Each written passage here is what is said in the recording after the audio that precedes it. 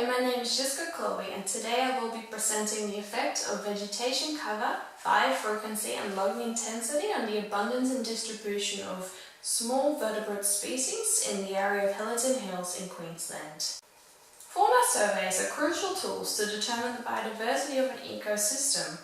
They allow you to determine the distribution and abundance of many different animal species, as well as the factors that affect these distributions and abundances. Factors such as logging intensity and fire frequency.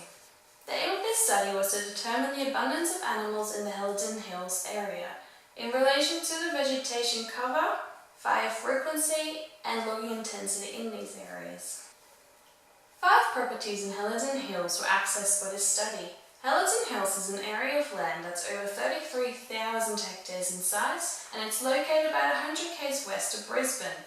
The main type of habitat on all 5 of these properties is dry eucalypt woodland, and the 5 properties include Helidon, Velma, Burkey, as well as Ogun West and Ogun East. Out of all 5 of these properties, only Ogun West and Ogun East are frequently affected by fires and have a high logging intensity. The other 3 properties have low logging intensities and low fire frequency.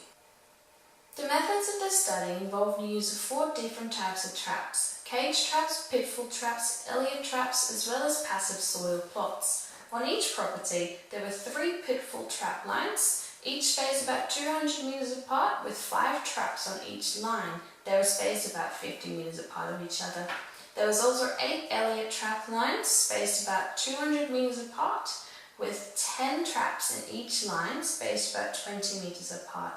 There was also 8 cage trap lines with 1 cage placed in the middle of every Elliott trap line.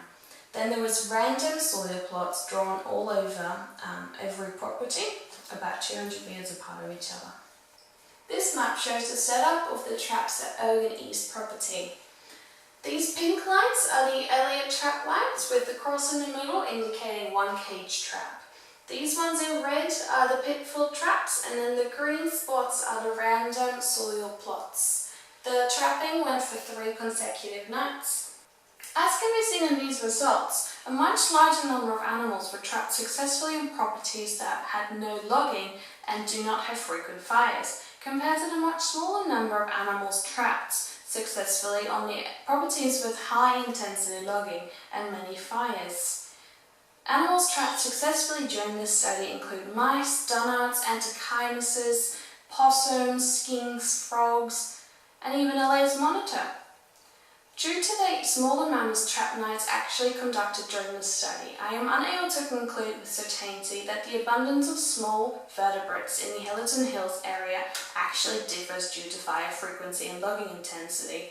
This is why I suggest that more studies should be conducted in this Helidon Hills area to ensure that the populations of animals aren't being affected too much by human activities. Thank you for listening.